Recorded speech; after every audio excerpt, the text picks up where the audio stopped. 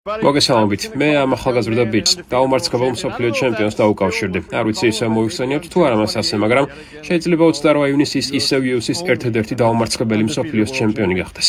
ჩემთან ერთად ილია თოფურია, რომელიც ლას-ვეგასში UFC 317-ზე მსუბუქი წონითი კატეგორიის უაკანტური ქამრისთვის ჩარლზ ოლივერას დაუპირისპირდება. ილია, როგორ ხარ?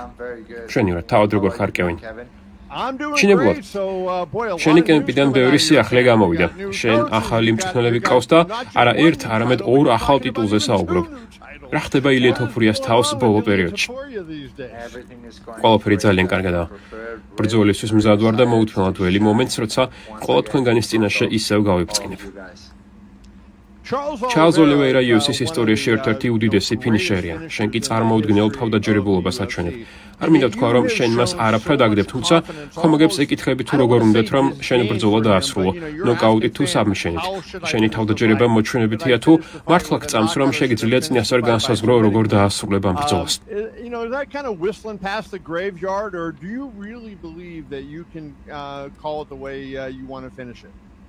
როგორც ყოველთვის ვართავბრძოლის წინ ისინი შეშულს მიწოდებენ, თუმცა შეხვედრის შემდეგ ყველა აღიარებს, რომ მართალი ვიყავი.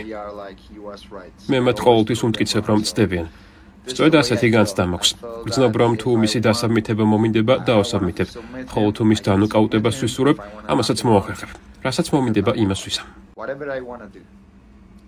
მინდა მისი ერთი ციტატა წაგეკითხო, რადგან ჩემი აზრით საინტერესოა ის ფაქტი, რომ მიუხედავად მის მიერ შესრულებული შთამბეჭდავი ნოკაუტებისა, ალბათ შენც დამეთანხმები, რომ მის მთავარ აქტივს საბმიშენები წარმოადგენს. ამას ეთანხმები?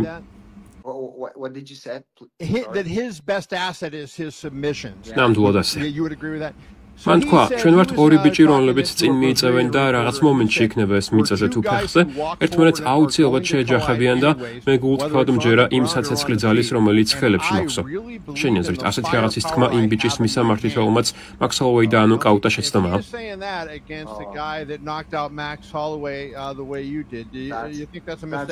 ჩემზე ძლიერი დარტყმის ქონაზე მას მხოლოდ ოცნება შეუძლია. მე მას გამოწვევას ვთავაზობ. ჩვენ შეგვიძლია მხოლოდ კრივის, გრეპლინგის ან ჭიდაობის მატჩი ჩავატაროთ და მე მას ნებისმიერ მათგანში მოვუგებ. თანაც ისე, როგორც მე მსურს. სწორედ ასეთ თავდაჯერებას გვგრძნობ.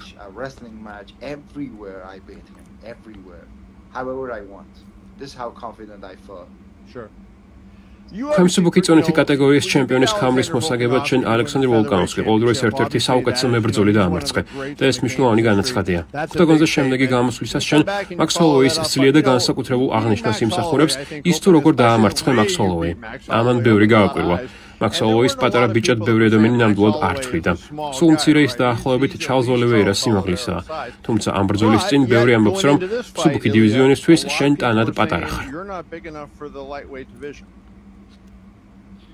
მათი სიტყვები ვისანაღლებს.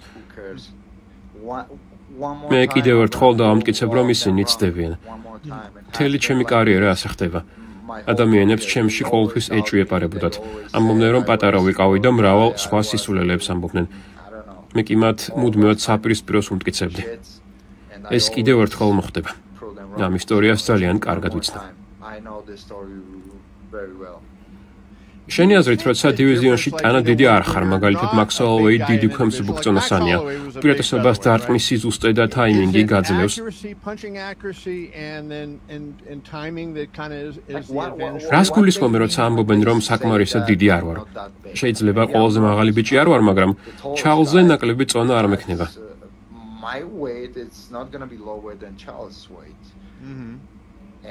რეჰიდრირების შემდეგაც რეჰიდრირების შემდეგ შეიძლება მასზე მძიმეც ვიყო.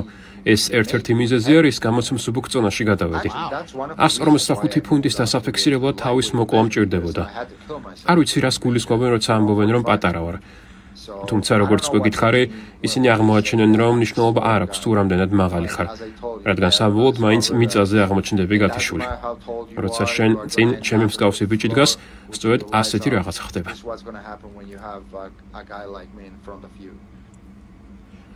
იბრძვის საერთაშორისო საბრძოლო კვირის ფარგლებში, საჩემპიონო წყვილში, ლას-ვეგასში.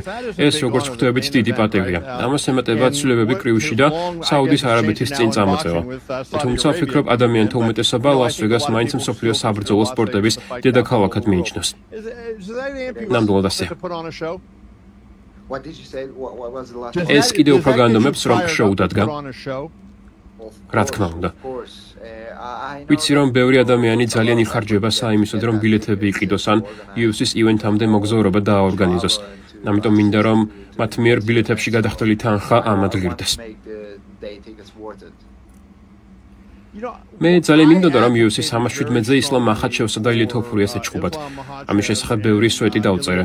მისი გუნდის წევრებსაც ვესაუბრე, თუმცა ერთი რამ, რასაც ყველა მათგანი ახსენებდა, იყო ის თუ რისი შემოთავაზება შეგიძლია შენ. პირველ რიგში ახსენებდნენ სხვაობას გაბარიტებში. შემდეგ კი იმას, რომ შენ ამერიკაში შთამბეჭდ და მებრძოლად არ ითვლები, რომ შენ არ გიცნობენ და ვერც pay-per-view-ებს ყიდი. დარწმუნებული ვარ, შენ შესახებ ხაბიბის კომენტარებიც მოგისმენია. რას ფიქრობ ამაზე? გონია, რომ სჯერათ, რასაც ლაპარაკობენ, თუ უბრალოდ თავის გამართლება იმის სანაცვლოდ, რომ საშუალო ზონაში ასვლა და მორგი ტიტულისთვის ბრძოლას სურთ.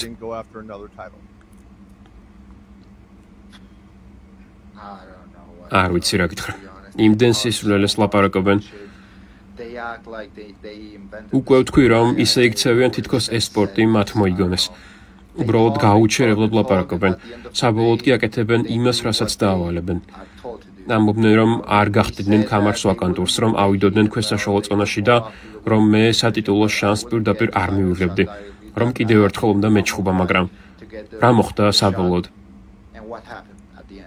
მე მივიღე სატიტულო ბრძოლა. ის ზედაწონაში ავიდა და ქამარი გაათავისუფლა. ყველას ფეხებზე ჰკიდია მათი ლაპარაკი. ისიც კი არ იციან, რაზე ლაპარაკობენ. ფიქრობენ, რომ ჭკვიანები არიან, მაგრამ ასე არ არის.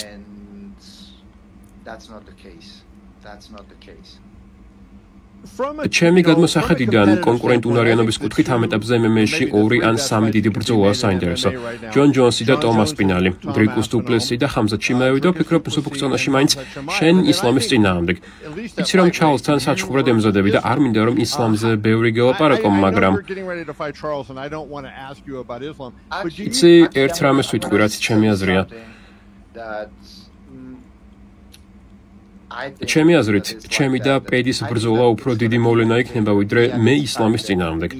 თუ კი არსებობს ვიღაც, ვინც ყველას ფეხებზე ჰკიდია, ეს ისლამია. მისი ბრძოლების დროს დაღესტანშიც კი ხალხი დასაძინებლად მიდის და მის ჩხუბსtildeობით, გადახვევებით უყურებენ. ანუ ფიქრობ, რომ სახლშიც კი არავის აინტერესებს. ისლამი თავის სახლშიც კი ყველას ფეხებზე ჰკიდია.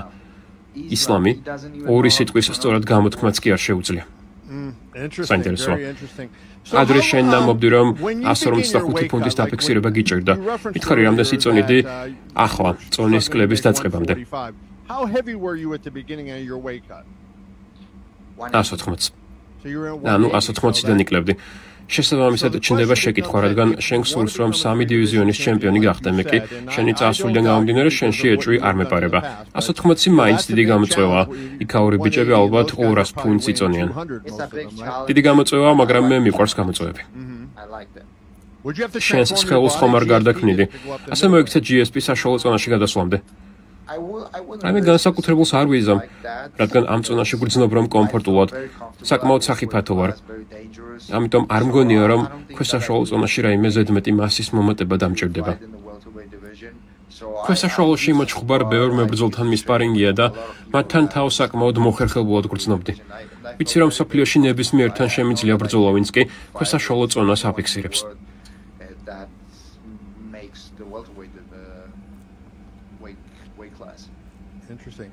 სანამ ქვესაშუალო დივიზიონში ვიხილავთ, ჩვენ მას ჯერ მსუბუქ ზონაში ვნახავთ. ეს 28 ივნისს შაბათს ლას-ვეგასში მოხდება. მსუბუქი ზონის ტიტულისთვის ილია თოფურია ჩარლზ ოლივეირას შეერკინება. ილია, შენი დანახვა ყოველთვის ასეამოა.